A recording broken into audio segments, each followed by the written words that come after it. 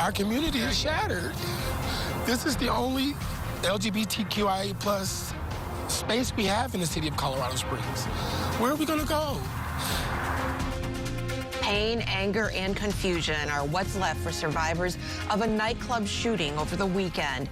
We'll have the latest with a live report from Colorado Springs. I'm Julie Martin, live from Newsy headquarters in Atlanta. Thanks so much for joining us at this hour.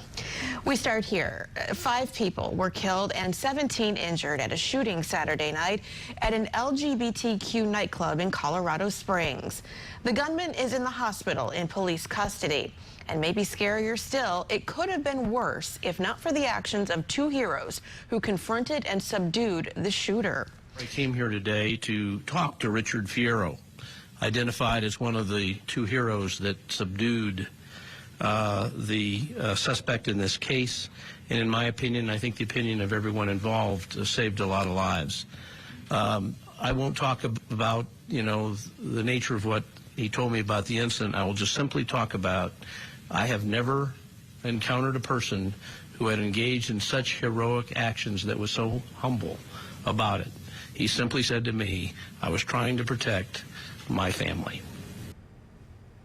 And we turn now to Newsy national correspondent Axel Tercios on the ground in Colorado Springs. Axel, it is a community in pain, to say the least. What have you found on the ground there? Julie, a community in agony, of course, still trying to fathom the fact that 5 lives, 5 people were taken away in such a vicious act of violence here in Colorado Springs. And just a few minutes ago, the Colorado Springs Police Department released new details on this mass shooting. But before I go into that, I want to show you this memorial that has popped up right outside the shopping center, the shopping plaza, where the Club Q is located at. As you can see, people are coming by to drop off flowers, light up candles, and also 5 crosses have been laid outside in honor of these victims whom the police department has released their names today. The first one, Kelly Loving, Daniel Aston, Derek Rump, Ashley Paul, and Raymond Green Vance, who is the boyfriend of Richard Fierro's daughter. Who is Richard Fierro? Well, he's one of those 2 men you mentioned at the beginning that police have praised as the 2 heroes that subdued the shooter inside the club. The 22-year-old suspect in the shooting at Club Q is facing 5 counts of murder and 5 counts of bias-motivated crime causing bodily injury. Prosecutors asked the judge to seal records related to the suspect's arrest while the investigation is ongoing. Witnesses said the gunman immediately opened fire after entering Club Q. The club has been a refuge for the LGBTQ community in a city that was once a center of anti-gay activism. From the outset, the city's mayor said the attack appeared targeted. It has the trappings of a hate crime, given the club and the victims. Joshua Thurman was in the club dancing when the shooting began. He thought the sounds were part of the music until he saw the flash of a gun muzzle. He survived the attack, but he's lost a sense of safety. Our community is shattered.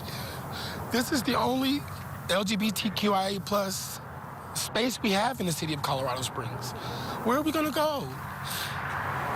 We can rebuild, we can do things, but it's not going to take back those 5 people that died or the other 18 that were injured. Like, how can we now do anything knowing like something like this can happen? Police told the Associated Press the gunman used an AR-15 style semi-automatic weapon, but he also had a handgun and additional ammunition magazines. The mayor says someone grabbed a handgun from the shooter and hit him. The club's owner says 2 others pinned the suspect down until police arrived. Sabrina Aston's son, Daniel, was killed. He was a bartender at the club. She says he was always smiling, always happy and silly. It's just a nightmare that you can't wake up from. And I keep thinking it's a mistake. They've made a mistake, and that he's really alive. Greg Charter used to work at Club Q and knew Aston. No matter what happened, he never had a complaint. I never heard complaints coming out of him. It's devastating to know that people that you care about can just disappear because of one person. Colorado's governor has ordered flags to be lowered to have staff at all public buildings for 5 days. The pride flag will also fly at the state capitol. Julie, right now, as you can see, more people continue arriving, even children dropping off flowers, balloons in honor of the 5 people who died tragically here at this club mass shooting. As you can see, there are also signs, as that one that reads, "We stand with our LGBTQIA plus community," a community that has been hit hard during this time here in Colorado Springs. Also, the DA today at a press conference where the police gave new details said that charges have not been filed against the suspect. An arrest warrant will be written up that'll be submitted to a judge for approval of arrest, and any charges that are associated with the arrest warrant are preliminary, and the suspect is still in the hospital right now, expecting a preliminary hearing in the coming days, and depending on his condition, of course. Also, they said that they are still investigating a motive for this. Julie. Our hearts go out to that community. That's Newsy national correspondent Axel Tercios tonight. Thank you.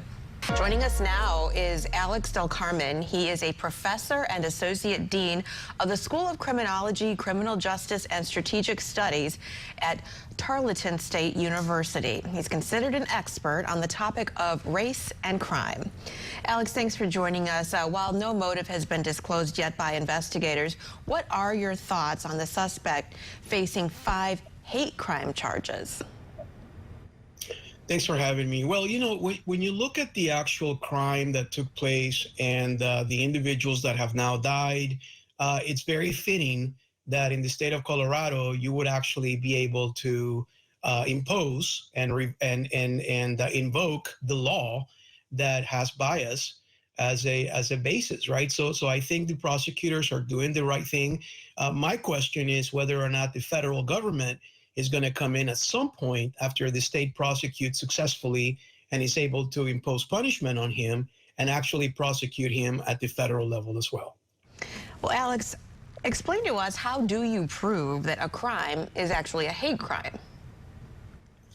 So for the most part, in lay terms, it basically has to have the ideological component behind it, whereby the criminal actually engaged in the commission of the crime following an ideology that is essentially racist, right? Or has a basis against an individual because of that person's race, ethnicity, age, gender, gender affiliation or gender component in there. And so look, in the end, it is more than just a crime. It has to have various components that have an ideological factor as part of that. In this case, the prosecutors believe that this individual was motivated by the fact that he had an anti-gay rhetoric, and he simply engaged in a crime that is not only horrible, but also has an ideological component to it. I see. Well, what about the fact that the gunman had previous charges from a year ago for making bomb threats, I believe, toward his mother? Could this be factored into this current investigation?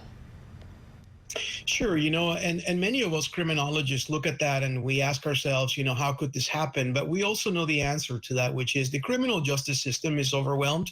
And we know that oftentimes they don't communicate effectively between one component and the other. But there's no question that the investigators are looking at that to see if there was a past history or previous history of violence and how that violence may have precipitated to the level that it took him over the edge to kill 5 innocent individuals, right? So all of that is going to be taken into consideration. I'm sure that they're doing social media sweeps where they're finding out whether or not he had a presence online and what sort of motives were disclosed to the public online by this individual that clearly was motivated by hatred towards a specific group of people. Well, many are asking this question: why didn't police take the suspect's guns away last year? There is that red flag law in Colorado. When his mother was reporting that he was threatening her, authorities, they could have taken the guns. They did not. Could they face legal troubles? You know, maybe, right? But it depends on how much information they had at the time. It also depends on this person's prior history, whether or not this was the first time that he actually threatened somebody. I realize this is the mother who is the victim here, but you know, did he do this before? Did he do this with other people? And then, in fact, if the Colorado authorities failed to essentially seize his weapons at the time, they could face some legal, you know, challenges, right? From a civil liability perspective. But it's going to be hard to prove, primarily because if this individual's actions, you know, in the past prior to him threatening his mom, were of no consequence, you know, then authorities only had one instance, one incident, and I wonder to what extent they're being overwhelmed by these one instance, you know, executions, or in so many ways threats that ultimately don't result in violence years from that date. Right. All right. Well, we'll continue to follow this. Alex Del Carmen, thank you so much for weighing in on this tonight. We appreciate it. Thanks for having me.